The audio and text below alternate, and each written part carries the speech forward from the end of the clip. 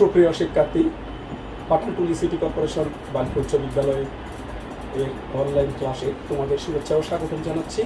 আমি শিবকুমার বড়ুয়া, সহকারী শিক্ষক, ব্যবসা শিক্ষা, পাঠানটুলি সিটি কর্পোরেশন বালিকা উচ্চ বিদ্যালয়। আজকে আবারও তোমাদের ফিন্যান্স ও ব্যাংকিংয়ের বিষয়ের উপর অনলাইন ক্লাসে যুক্ত হচ্ছি। আমি নবম ও দশম শ্রেণী এবং যারা 2021 সালে এসএসসি পরীক্ষা দিবে তাদের জন্য আমার আজকের এই ক্লাসটি দরকার। আমরা অর্থের সময় মূল্য উপর ক্লাস নিচ্ছি। গত 2টা ক্লাস আমি নিয়েছি, প্রথম দ্বিতীয় 2টা ক্লাস ইতিমধ্যেই আমি নিয়েছি। আজকে আমরা ক্লাস 3 করব অর্থের সময় মূল্য এই অধ্যায়ের উপর। আমি আজকে তোমাদেরকে যে অঙ্কটি নিয়ে আলোচনা করব আমি বোর্ডে লিখে দিয়েছি, তো তোমরা দেখো বোর্ডের প্রশ্নটা কীরকম। আমরা এই প্রশ্ন দেখে আমরা আমাদের আজকের এটি সমাধান করার চেষ্টা করব। প্রশ্নটি হচ্ছে, মিস্টার জসিম 5 বছর পর 10 লক্ষ টাকা পাওয়ার আশায় কিছু টাকা ব্যাংকে জমা রাখতে চান। প্রশ্নে তোমাদেরকে আমি আগে বলেছি, সৃজনশীল প্রশ্ন যেটা দেবে আমাদের এই প্রশ্নটা একটু ভালো করে বোঝার চেষ্টা করবে। এই প্রশ্নের মধ্যেই আমাদের কিন্তু সূত্রগুলো লিখতে হবে প্রশ্ন দেখেই। অনেকে প্রশ্ন না পড়ে সূত্র লিখে ফেলে, যার ফলে অঙ্কটি ভুল হয়। তোমাকে আগে প্রশ্নটি 1 মিনিট ভালো করে দেখতে হবে। আমি প্রথম ক্লাসে বলেছিলাম, এখানে সূত্র যদি ভুল হয় তাহলে অঙ্ক করে কোনো লাভ হবে না। এখানে দেখো, মিস্টার জসিম 5 বছর পর, অর্থাৎ আজকে থেকে 5 বছর পর 10 লাখ টাকা পাওয়ার আশায় ব্যাংকে টাকা জমা রাখতে চান। আজকে থেকে 5 বছর পর যেহেতু বলছে এই 10 লক্ষ টাকা পাবো, অর্থাৎ তুমি নিজেই চিন্তা করো, তুমি যখন অঙ্ক করবে তখন উদ্দীপকে এখানে মিস্টার জসিম আছে। এখন জসিম না হয়ে তুমি নিজেই চিন্তা করবা, উদ্দীপকের মানুষটি হচ্ছে তুমি, অর্থাৎ তুমি অঙ্কটা করতেছো, তুমি টাকাটা জমা রাখবে। এখন তুমি যদি এই তোমাকে দিয়ে কাজটা করো তাহলে অনেক ক্ষেত্রে অঙ্কটা সুবিধা হয়ে যায়, মানে সহজেই সমাধান হয়ে যায়। দেখো, এই যে 5 বছর পর, অর্থাৎ 5 বছর পর আমি 10 লক্ষ টাকাটা পাবো, তো আজকে থেকে 5 বছর পর 10 লক্ষ টাকা, এটা হচ্ছে ভবিষ্যৎ মূল্য। জনতা ব্যাংক তাকে ত্রৈমাসিক, প্রশ্নে দেখো ত্রৈমাসিক, আমি তোমাদেরকে বলেছিলাম ত্রৈমাসিক যদি প্রশ্নে থাকে তাহলে এম হবে যে 4, এম এর মান 4, ত্রৈমাসিক মানে 3 মাস পর পর প্রস্তাব করে 8%। অন্যদিকে সোনালী ব্যাংক মাসিক, এখানে আরেকটা বলছে মাসিক। যদি মাসিক হয়, প্রতি মাসে মাসে, সুপ্রিয় শিক্ষার্থী তোমরা নিজে চিন্তা করো, মনে করো তুমি প্রতি মাসে স্কুলের বেতন দাও, প্রতি মাসে, মানে প্রত্যেক মাসে, জানুয়ারিতে যাও, ফেব্রুয়ারিতেও যাও, এরকম হলে তোমাকে 12 বার দিতে হবে। আর যদি তুমি 3 মাস পর পর বেতন দাও স্কুলে, তাহলে তোমাকে দিতে হবে 4 বার। 3 মাস পর পর, জানুয়ারি ফেব্রুয়ারি মাসে একবার, আবার এরকম 3 মাস পর, আবার 3 মাস পর, এম সমান 4, আর এটা হচ্ছে এম সমান 12 মাসিক। আর বার্ষিক বললে তো বলছিলাম একবারে তুমি দিয়ে ফেলতে পারো। তো এখন দেখো, এখানে সোনালী ব্যাংকে 9% মাসিক, জনতা ব্যাংকে চুক্তি মতে কত টাকা জমা রাখতে হবে, অর্থাৎ জনতা ব্যাংকে কত টাকা জমা রাখতে হবে। এখন এটা যেহেতু ফিউচার ভ্যালু, এটা অবশ্যই আমাদেরকে মনে করতে হবে যে এটা বর্তমান মূল্য নির্ণয় করতে হবে। তাহলে এর উত্তর আমরা জানি, বর্তমান মূল্য, অর্থাৎ চুক্তি মতে কত টাকায় রাখতে হবে। তাহলে বর্তমান মূল্যের সূত্র হচ্ছে পিবি, আর এটার সূত্র হচ্ছে FB, 1 plus i m n into m, এটাই হচ্ছে অর্থাৎ বর্তমান মূল্যের সূত্র। আমরা এর আগে যে দুটো করেছিলাম ক্লাস, দুটোটাই ছিল ফিউচার ভ্যালু, অর্থাৎ ভবিষ্যৎ মূল্য। তোমাদেরকে এই 2 জাতের অঙ্ক আসবে। আরেকটা অঙ্ক আছে প্রকৃত সুদের হার, তো আমরা আরেকটা ক্লাস যদি আমরা অর্থ সময় মূল্য করতে পারি তাহলে আমার পুরো চ্যাপ্টারটা 4টা মানে ক্লাসে শেষ হয়ে যাবে। আর থিওরি একটা ক্লাস হবে, আরও 2টা ক্লাস আমরা অর্থ সময় মূল্য থেকে নেওয়ার চেষ্টা করব। তো দেখো, এইগুলো পাশে লিখে দিতে হয়, দেওয়া আছে, লিখতে হয় না এফবি। এফবি মানে ভবিষ্যৎ মূল্য 10 লক্ষ টাকা, 10 লক্ষ টাকা।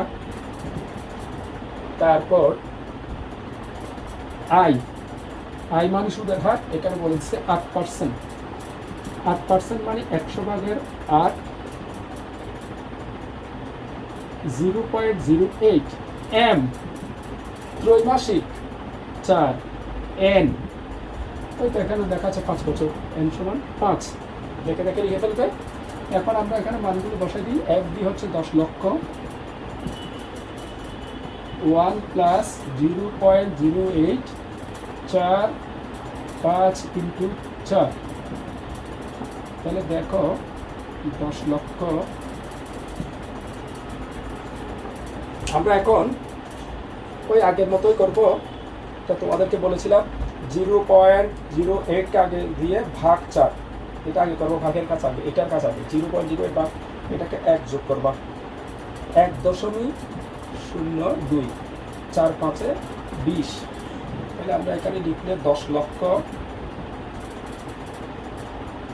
0.8 ভাগ 4 যোগ 1 ইনভার্স 20, 1.48 5 9 4 7 3 9 6। তাহলে আমরা পুরো লিখতে পারো, কম লিখলেও সমস্যা নাই। 10 লক্ষ টাকা লিখব, হ্যাঁ 10 লক্ষ টাকা লিখেছে। 1.485 5 4 8 5 9 9 4 7 3 9 6। এখানে রাখতে হবে 6,72,971 টাকা প্রায়, অর্থাৎ 10 লক্ষ টাকার জন্য, অর্থাৎ এই যে 5 বছর পর 10 লক্ষ টাকা পাওয়ার জন্য আমাকে জনতা ব্যাংকে 6,72,971 টাকা জমা রাখতে হবে। আমরা উত্তরটা লিখে রাখি, পিবি 6,72,971 টাকা, 71 টাকা আমাকে কোথায় রাখতে হবে? জনতা ব্যাংকে জমা রাখতে হবে। এখন আমরা দেখব তোমার আরেকটা আছে সোনালী ব্যাংক। সোনালী ব্যাংকের ফিউচার ভ্যালুটা আমরা বের করে নিই। এটা যদি আমরা বের করতে পারি তাহলে দুইটার মধ্যে থেকে আমরা কম্পেয়ার করে কোনটাকে রাখবো, যেটাকে আমরা বলি সুযোগ ব্যয়। অর্থাৎ দুইটি মানে বিষয় যদি তোমার মধ্যে উপস্থাপন করা হয়, যেটি সবচেয়ে গ্রহণযোগ্য সেটাকে গ্রহণ করতে হবে, একটিকে বাদ দিতে হবে, এটাই হচ্ছে সুযোগ ব্যয়। অর্থাৎ দেখো খ, আবার পিবি সমান FB 1/m, এটা মাসিক বলছে সেজন্য এখানে হবে m গুণ m। FB হচ্ছে 10 লক্ষ টাকা, একইভাবে আমরা নির্ণয় করতে পারি I, এটা হচ্ছে 9%, 100/9 0.09। m সমান হচ্ছে মাসিক, যেহেতু হচ্ছে 12, m হচ্ছে 5, এটা মাসিক চক্রবৃদ্ধি বলছে। তাহলে আমরা এখন মানগুলো বসিয়ে দিই। 10 লক্ষ 1 প্লাস 0.09 12, 5 গুণ 12। একইভাবে আমরা আগের মতোই করব। 0.09কে 12 দিয়ে ভাগ করে 1 যোগ করব, যোগ করে দেখা যায় 1.0075, 5 12 60। আবার করে দেখি 0.09 ভাগ 12 যোগ 1, ঠিক আছে। তাহলে 60, তাহলে 10 লক্ষ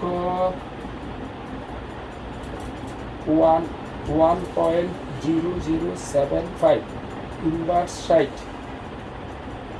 1.56 সরি 5 6 না 6 5 5 6 5 6 5 6 8 1 0 7। তাহলে 10 লক্ষ ভাগ 1.56 8 1 0 2 7। এটা যদি আমরা লিখি 6,38,700 টাকা, 700 টাকা প্রায় এত টাকা। তাহলে দেখো আমরা দুইটা ব্যাংকের এই বর্তমান মূল্য বের করেছি। এটার পিবি হচ্ছে, আমরা এখানে লিখে ফেলি, কারণ মন্তব্য লিখতে হবে 6,38,700 টাকা। তাহলে দেখো কোন ব্যাংকে আমরা টাকাটা জমা রাখবো, এটার জন্য তোমাকে একটা মন্তব্য লিখতে হবে। আমরা মন্তব্যটা দেখি কিভাবে লিখি। দেখো মন্তব্য, তোমাকে প্রথমে উত্তরগুলো লিখতে হবে। উপরের তথ্য অনুযায়ী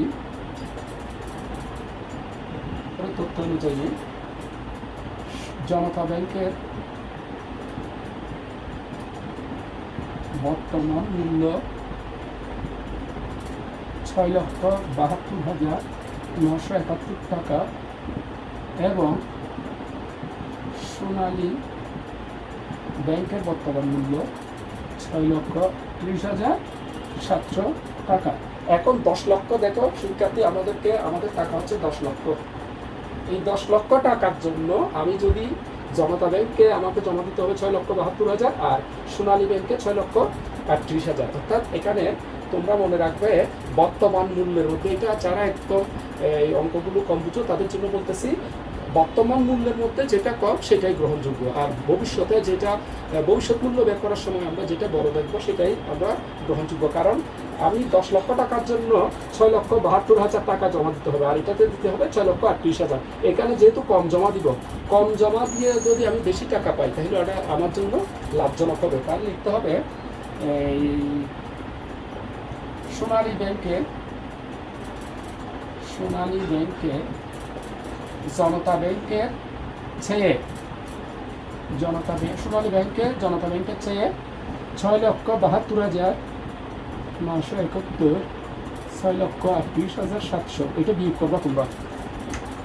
6,72,971, 6,72,971 বিয়োগ 6,38,700, অর্থাৎ 34,271 টাকা কম জমা রাখতে হবে। অর্থাৎ কম টাকা জমা রাখতে হবে।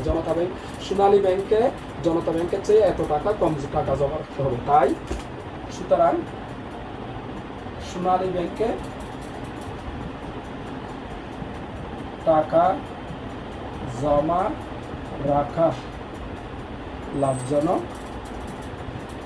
লাভজনক হবে। এইভাবেই তোমরা মন্তব্যটা লিখবে। অর্থাৎ আমি আবার বলে দিচ্ছি, যারা একদম কম বুঝো এগুলোতে, অর্থাৎ এখানে লিখে দিচ্ছে ভবিষ্যৎ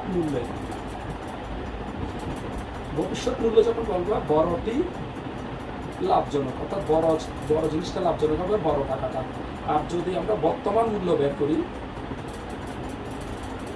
তাহলে হবে যে ছোটটি, অর্থাৎ ছোটটি লাভজনক, যেটা সবচেয়ে কম সেটাই লাভজনক। এখানে দুটার মধ্যে সোনালী ব্যাংকে যেহেতু কম টাকা দিয়ে আমি বেশি টাকা 10 লক্ষ টাকা পাবো, সেজন্য আমরা সোনালী ব্যাংকে টাকা জমা রাখবো। তো সেই সুপ্রিয় শিক্ষার্থী, আমি তোমাদেরকে আগেই বলেছিলাম দুইটি মূল্য আমাদেরকে প্রথম ক্লাসে বলেছি, দুইটি মূল্য অর্থাৎ সময়গুলো বের করতে হয়, একটা বর্তমান মূল্য আর একটা ভবিষ্যৎ মূল্য। তো আমি তোমাদেরকে দুইটি ক্লাসে ভবিষ্যৎ মূল্য কীভাবে নির্ণয় করতে হয় এগুলো শিখিয়েছি। আজকে আমি কীভাবে বর্তমান মূল্য নির্ণয় করে কোনটা লাভজনক সেটা আমি তোমাদেরকে করানোর চেষ্টা করেছি। তোমরা বাসায় এগুলো প্র্যাকটিস করবে। এটার উপর আরেকটা প্রকৃত সুদের হারের অঙ্ক আছে, এটা আমরা করব। প্রায় শেষ পর্যায়ে চলে এসেছি ক্লাসের। এই অর্থসহ মূল্য, আমরা অর্থসহ মূল্য শেষ করার পর আরেকটা ঝুঁকি ও মুনাফার হার এই চ্যাপ্টার নিয়ে আলোচনা করব। তো তোমরা বাসায় এগুলো প্র্যাকটিস করবা। আর যারা নতুন নবম শ্রেণীতে ভর্তি হয়েছ, তোমরাও তোমাদের বই নতুন হয়েছে এবং তোমরা চেষ্টা করবে, কারণ করোনা পরিস্থিতির কারণে আমরা দীর্ঘদিন যাবৎ বিদ্যালয়ে ক্লাস নিতে পারছি না। আমাদের এখন অনলাইনে প্রধান ভরসা। আর আমি যেহেতু তোমাদের বিদ্যালয়ে একদম নতুন নিয়োগ, আমার তোমাদের সাথে আবার এখনও পরিচয় পর্বটাও হয় নাই, তোমাদের কাউকে আমি চিনিও না। আমি সেজন্য তোমাদের সাথে আবার একটা দূরত্ব হয়ে গেছে। তবে আমি তোমাদেরকে চেষ্টা করব,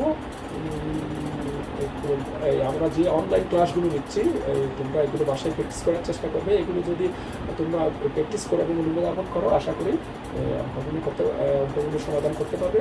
সবাইকে ধন্যবাদ। আজকে এতটুকুই। আমরা পরবর্তী অর্থসহ মূল্যের ক্লাসে এই প্রকৃত সুদের হার এবং আরেকটি অঙ্ক আছে, এটা আমি পড়াই প্রত্যেকবার।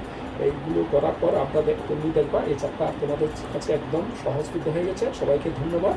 আজকে এখানেই শেষ করছি। তোমরা নিরাপদে থাকো, বাসায় থাকো, বেশি বেশি অঙ্ক করো।